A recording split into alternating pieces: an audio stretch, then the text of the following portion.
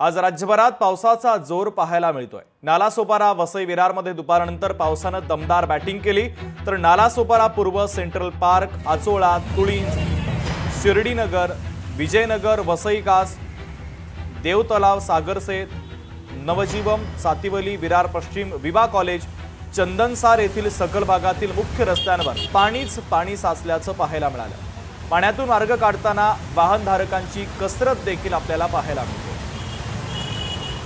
तर नालासोपारा पूर्व येथील सेंट्रल पार्क रस्त्यावरून याचा आढावा घेतला आमचे प्रतिनिधी संदीप गायकवाड यांनी। आपण पाहूया।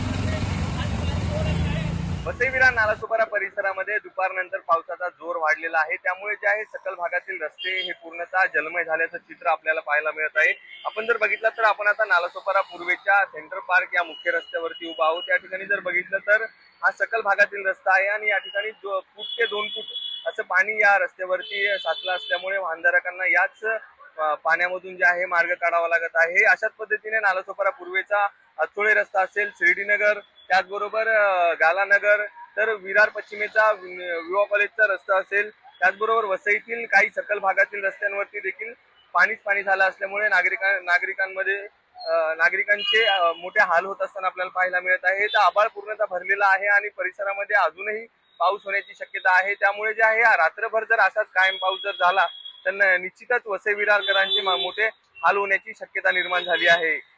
लोकशाही मराठीसाठी संदीप गायकवाड, नालासोपारा।